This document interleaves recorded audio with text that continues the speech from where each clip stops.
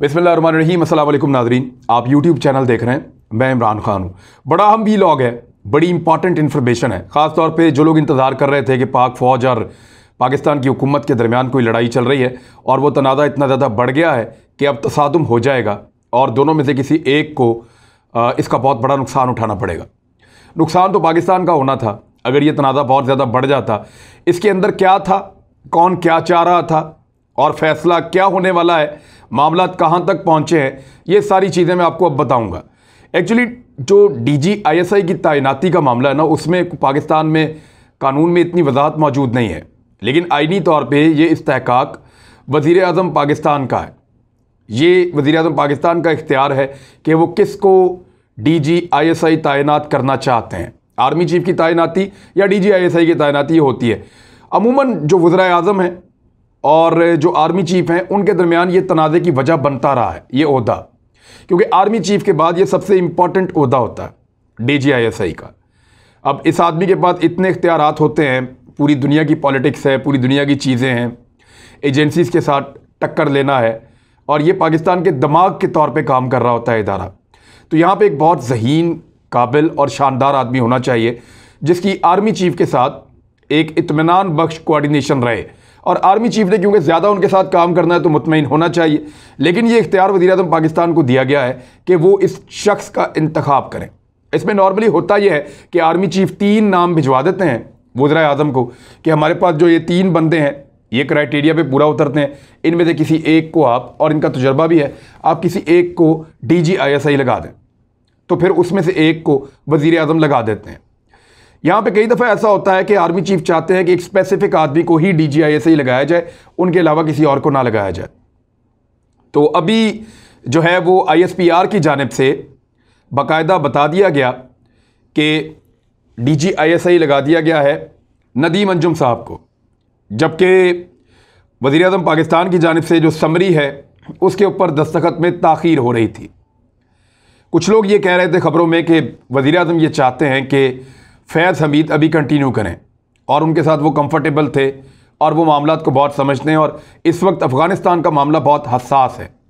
ऐसे मौका पर एक बड़े अहम तरीन ओहदे के ऊपर अहम तरीन शख्सियत को तब्दील करने से हालात पे असरअंदाज हो सकता है ये सारी सिचुएशन, ये तब्दीली जो है। तो वज़ीर आज़म चाह रहे थे कि वो कंटिन्यू करें, लेकिन आर्मी ने एक नया नाम दे दिया और जनरल फैज़ हमीद जो हैं वो कोर कमांडर पेशावर चले गए। जबकि यहाँ पे जो DGISI आए उनकी समरी पे वज़ीर आज़म ने फ़िलहाल दस्तखत नहीं किए। इसको एक तनाज़े के तौर पे ले रहे थे सब, इसलिए कि पाकिस्तान में पहले भी ऐसा कुछ हो चुका है। आपको याद होगा कि नवाज शरीफ साहब 1999 में वज़ीर आज़म पाकिस्तान थे। उस वक्त परवेज़ मुशर्रफ साहब आर्मी चीफ थे। परवेज़ मुशर्रफ साहब अपने एक ख़ास जनरल को, जिनका नाम था लेफ्टिनेंट जनरल अजीज़ खान, उनको परवेज़ मुशर्रफ साहब चाहते थे कि DGISI लगाया जाए, क्योंकि उनके पास अफ़गानिस्तान और कश्मीर के हवाले से बहुत ज़्यादा काम करने का तजुर्बा मौजूद था। जबकि ज़ियाउद्दीन भट्ट साहब नवाज शरीफ साहब के रिश्तेदार थे।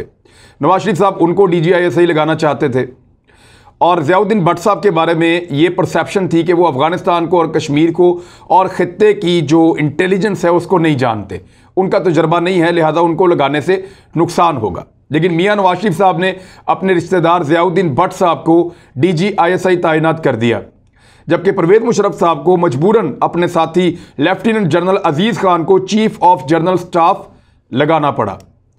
जनरल साहब चाहते थे कि chief of general staff general Ziauddin Bhatt लग जाए और जनरल अजीज़ खान जो हैं वो DGISI के तौर पर उनके साथ काम करें, लेकिन नवाज शरीफ साहब ने उल्टा काम कर दिया था और उसकी वजह से मुशर्रफ साहब में और नवाज शरीफ साहब में इख्तिलाफात का आगाज़ हुआ। मुशर्रफ साहब ने वो तमाम फाइलें जो अहम तरीन थीं और इस खित्ते की जियोपॉलिटिकल सिचुएशन में बड़ी अहम थीं, उनको ISI के दफ्तर से अपने पास मंगवा लिया था और वो चीज़ें जनरल अजीज़ खान देखते थे, हालांकि वो DGISI नहीं थे।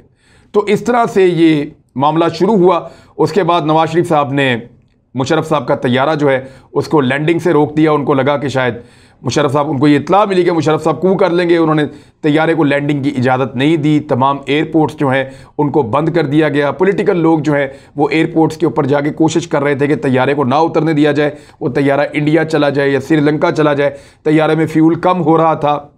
यहाँ पर क्या होता है कि एक कर्नल शाहिद नामी एक फ़ौजी थे, ये 111 ब्रिगेड में थे।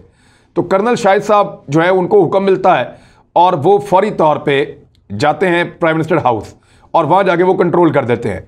वहाँ पे जो जनरल ज़ियाउद्दीन भट्ट साहब थे वो DGISI के तौर पे नवाज शरीफ साहब के साथ मौजूद थे, रिश्तेदारी है, बहुत करीबी ताल्लुक़ था उनका। और ज़ियाउद्दीन भट्ट साहब जो हैं वो उनके साथ SSG कमांडोज भी थे। ज़ियाउद्दीन भट्ट साहब के कमांडोज हथियार डाल देते हैं, ये सुनकर के परवेज़ मुशर्रफ साहब की तरफ से ऑर्डर है, और फिर कर्नल शाहिद जो हैं वो सबको गिरफ्तार कर लेते हैं। ज़ियाउद्दीन भट्ट साहब ने जो वज़ीर-ए-आज़म हाउस का दरवाज़ा है वहाँ पे ये कहा था कि मैं आर्मी चीफ़ हूँ, क्योंकि नवाज शरीफ साहब उनको आर्मी चीफ़ अपनी तरफ से बना चुके थे। उनको वो जो है वो स्टार्स वगैरह लगा दिए गए थे आर्मी चीफ़ वाले, लेकिन वो उन्होंने कहा कि आप आर्मी चीफ़ नहीं हैं, आर्मी चीफ़ परवेज़ मुशर्रफ हैं और चेन ऑफ कमांड वही है, और मुझे ये हुक्म दिया गया कि आपको गिरफ्तार कर लूँ, तो आपको गिरफ्तार किया जाता है। तो ज़ियाउद्दीन भट्ट साहब भी गिरफ्तार हो गए, नवाज शरीफ साहब भी हो गए। तो ये तनाज़ा वैसे ही हो गया था उस दौर में। अभी क्या हो रहा था कि कुछ सहाफ़ी, कुछ दानश्वर, कुछ इंडियन अकाउंट्स और PMLN के बहुत सारे लोग वो बगले बजा रहे थे, खुशियाँ मना रहे थे और ट्रेंड चला रहे थे 12 अक्टूबर का, कि आज 12 अक्टूबर है, हजरात एक ऐलान सुनिए, आज 12 अक्टूबर है। इस तरह की बातें और इस तरह के ट्वीट्स किए जा रहे थे। सोशल मीडिया पे बहुत ज़्यादा रोला डाला गया था। 2-4 दिन से लोग कोशिश कर रहे थे कि फ़ौज में और हुकूमत के अंदर एक जंग छिड़ जाए। वो तमाम लोग जो उस दौर में नवाज शरीफ के साथ खड़े थे कि उन्होंने अपनी मर्जी से DGISI अपने रिश्तेदार को लगाया और उन्होंने बाद में उसको आर्मी चीफ भी बना दिया अपने तरीके से, और मुशर्रफ साहब के तैयारे को भी नहीं उतरने दिया, इसके बावजूद वो सारे नवाज शरीफ के साथ खड़े थे। आज वो सारे के सारे इमरान खान के खिलाफ फौज के साथ जाके खड़े हो गए कि जनाब ये तो फौज का इख्तियार है। कल वो कहते थे ये वज़ीर-ए-आज़म का इख्तियार है, आज वो कहते हैं ये फौज का इख्तियार है। तो इनका कोई दीन ईमान नहीं है, इनको जहाँ फ़ायदा लगता है ये वहाँ चले जाते हैं। और वैसे भी नवाज शरीफ साहब से बड़ा फ़ायदा देने वाला कौन हो सकता है? लिहाजा इन सबको एक धचका पहुंचा है। जो अब डिटेल्स आई हैं उनके मुताबिक, वो डिटेल्स मैं आपके सामने रखने वाला हूँ। वज़ीर-ए-आज़म पाकिस्तान ने, क्योंकि कैबिनेट में मैंने आपको बताया कि कुछ थोड़े से तहफ़्फ़ुज़ात थे, वो भी प्रेशर फील कर रहे थे, तो कैबिनेट में प्राइम मिनिस्टर ऑफ पाकिस्तान ने ये सारा मामला खोल दिया। क्या कहा मैं आप तक एग्जैक्टली पहुंचा देता हूँ, और बड़ा दबंग मौक़िफ़ है उनका। उन्होंने कहा कि मैं बताना चाहता हूँ कि ताल्लुकात और सपोर्ट जो है, एक तो ताल्लुकात बड़े तारीख़ी नौइयत के हैं पाकिस्तान की फ़ौज के और पाकिस्तान की हुकूमत के इस वक्त, और जो सपोर्ट है वो हमने भी उनको पूरी सपोर्ट दी है उनके हर मामले में, और उन्होंने भी हमें पूरी सपोर्ट दी है हर मामले में। जैसा कि इंडिया के साथ जब 2019 में मामला हुआ तो पाकिस्तान की पूरी हुकूमत उनके साथ खड़ी थी। हर ऐसे मामले में जब फ़ौज के ऊपर तनकीद हुई या किसी ने कीचड़ उछाला, फ़ौज के साथ खड़ी हुई हुकूमत। इसी तरह से फ़ौज ने हुकूमत को मुकम्मल सपोर्ट दी। फिर उन्होंने ये कहा कि इस वक्त के जो आर्मी चीफ़ हैं उनका मेरे साथ जो ताल्लुक़ है वो एक बड़ा बेमिसाल ताल्लुक़ है। फिर इमरान खान साहब ने अगली बात की कि कोरोना वायरस में या ये जो टिड्डी दल का हमला हुआ था, इनके अंदर हमने बड़ी मिसाली कोऑपरेशन के साथ काम किया है। यानी इसमें सिविल और मिलिट्री क़यादत ने मिलकर मुल्क को इन मसाइल से निकाला है। अब खित्ते के चैलेंजेस हैं, उनमें भी दोनों ने बड़ा ज़बरदस्त मिलकर काम किया है। हमारे ताल्लुकात किसी भी चीज़ से या किसी भी इख्तलाफ से कभी ख़राब हो नहीं पाए। हम हर चीज़ पे डिस्कशन करते रहे हैं, और आज ये मिसाली ताल्लुकात हैं। ये वज़ीर-ए-आज़म पाकिस्तान ने काबीना को ब्रीफ किया है। साथ ही उन्होंने बताया कि ताल्लुकात ख़राब करने की बातें कुछ मगरिब ज़ादे कर रहे हैं, कुछ ऐसे लोग कर रहे हैं जो पाकिस्तान की फ़ौज में और पाकिस्तान की हुकूमत के अंदर लड़ाई करवाकर रियासत को कमज़ोर करना चाहते हैं, और हम ये नहीं होने देंगे। उन्होंने कहा एक इख्तलाफ है, कोई लड़ाई नहीं है। मेरा एक मौक़िफ़ है और एक इदारे का मौक़िफ़ है। उन दोनों मौक़िफ़ के बीच में एक ख़बर आ गई कि वो पहले से खबर आ गई कि जनाब इनको तैनात कर दिया गया है, जबकि इमरान खान साहब का जो अपना मौक़िफ़ था वो भी उन्होंने कैबिनेट को बताया है एक अलग अंदाज में। उन्होंने ये कहा कि अगर आप किसी आदमी को एक इंपॉर्टेंट सीट से हटाते हैं तो नए आने वाले आदमी को ब्रीफिंग्स लेते लेते 1 महीना लग जाता है उन सारी चीज़ों को समझने में। मुझे ऐसा लगता है कि इस वक्त खित्ते की सूरत हाल बड़ी नाजुक है। जैसा कि आर्मी चीफ की एक्सटेंशन इसलिए देनी पड़ी थी कि हालात बड़े नाजुक थे और वो इन सारी चीज़ों को समझते थे, वो बेहतर हैंडल कर रहे थे, तो हमने चाहा कि वो कंटिन्यू करें। ऐसे ही मैं चाहता था कि ये कंटिन्यूशन चले।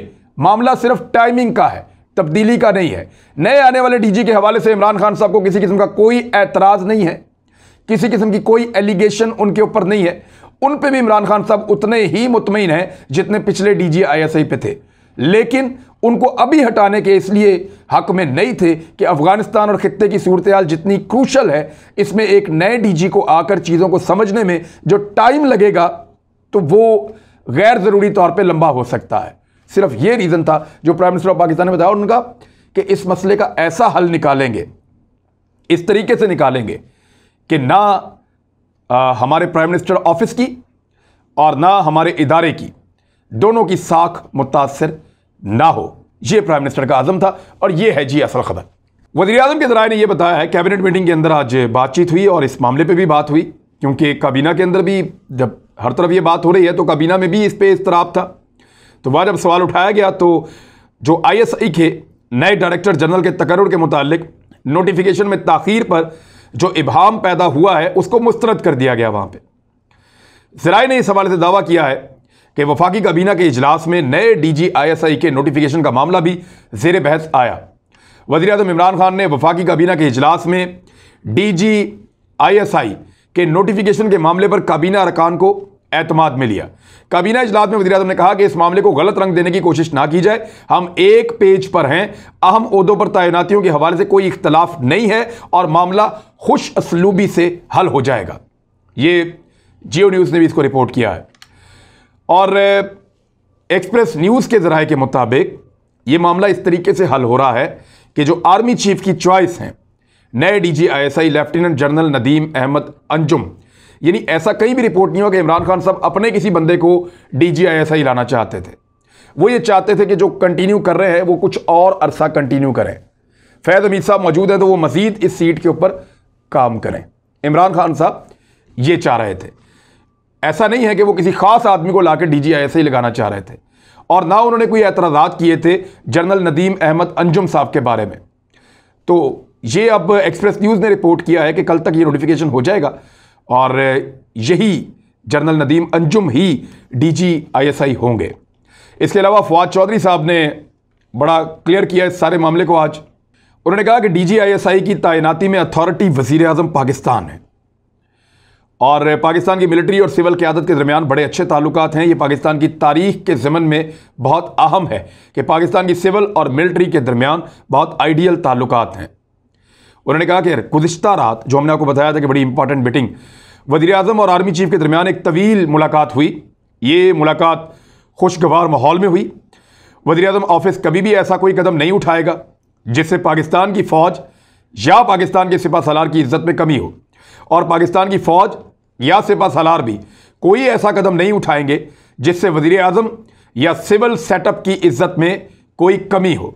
आर्मी चीफ और वज़ीर-ए-आज़म के आपस में बहुत करीबी और खुशगवार ताल्लुकात हैं। तो ये है जी वो खबर जिससे बहुत सारे लोगों के सीनों पे सांप लौट गया, जिनको बहुत तकलीफ हुई, जो उम्मीदें बांध के बैठे थे कि फ़ौज की और इमरान खान की लड़ाई होगी। लेकिन एक चीज़ इस सारे के अंदर अच्छी हो गई, वो जो लोग बहुत अरसे से ये प्रोपेगेंडा कर रहे थे कि इमरान खान पपेट है, इमरान खान सेलेक्टेड वज़ीर-ए-आज़म है, इमरान खान वही करता है जो फ़ौज इसको कहती है, और इमरान खान कठपुतली के तौर पर पाकिस्तान में काम कर रहे हैं, बहुत सारे लोग ये कह रहे थे। और मैं आपको अक्सर बताता था कि वज़ीर-ए-आज़म पाकिस्तान ने फ़ौज के साथ या फ़ौजी क़यादत के साथ बहुत सारे मामलात के ऊपर इख्तलाफ किया, ना सिर्फ इख्तलाफ किया बल्कि अपनी बात को उनसे मनवाया। जैसा कि एब्सोल्युटली नॉट वाला बात है, अमेरिका का बहुत दबाव था, फ़ौज उसके ऊपर डिस्कशन करना भी चाहती थी और ये हो भी सकती थी, लेकिन उससे पहले ही प्राइम मिनिस्टर ऑफ पाकिस्तान ने कह दिया जी एब्सोल्युटली नॉट, और बातचीत के रास्ते तक बंद कर दिए, यानी सबके लिए, हर एक के लिए रास्ता बंद कर दिया, और कुछ नेगोशिएशंस भी इसके अंदर नहीं छोड़ी। बहुत क्लैरिटी आ गई। वो वज़ीर-ए-आज़म पाकिस्तान का फैसला था, वो फ़ौज का फैसला नहीं था। इसके अलावा नवाज शरीफ साहब जब पाकिस्तान से बाहर गए, वो इमरान खान साहब का फैसला नहीं था, उन्होंने उसकी मुखालफत की थी और वो साबित हुआ वक्त के बाद कि उनकी मुखालफत ठीक है, लेकिन उन्होंने फैसला मान लिया था। बाद औक़ात वज़ीर-ए-आज़म पाकिस्तान इदारों की बात मान लेते हैं, बाद औक़ात इदारे वज़ीर-ए-आज़म पाकिस्तान की बात मान लेते हैं। तो यहाँ आर्गूमेंट होते हैं, यहाँ इख्तलाफात होते हैं, तो कोई किसी का पपेट नहीं है। ना आर्मी चीफ इमरान खान के पपेट है, ना इमरान खान आर्मी चीफ का पपेट है।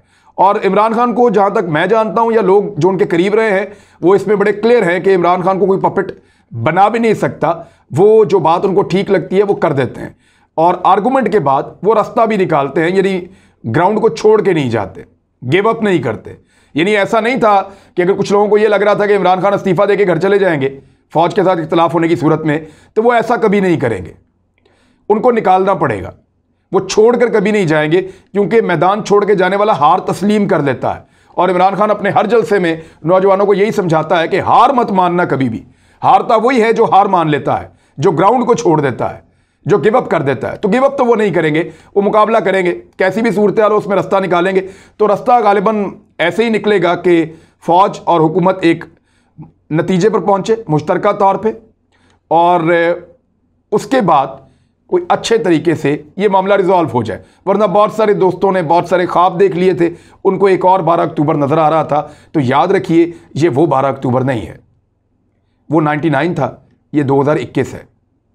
वो नवाज शरीफ साहब थे, ये इमरान खान साहब हैं। उनकी बेशुमार करप्शन की प्रॉपर्टीज़ थी पाकिस्तान से बाहर, बेशुमार उनकी मुसीबतें थी और बेशुमार उनकी करप्शन थी और बहुत सारे उनके इश्यूज़ थे। यहाँ वो इश्यूज़ इमरान खान के साथ ऑलमोस्ट ना होने के बराबर हैं। अब तक के लिए इतना ही। अपना ख्याल रखिएगा, अपने इस चैनल का भी। अल्लाह हाफ़िज़।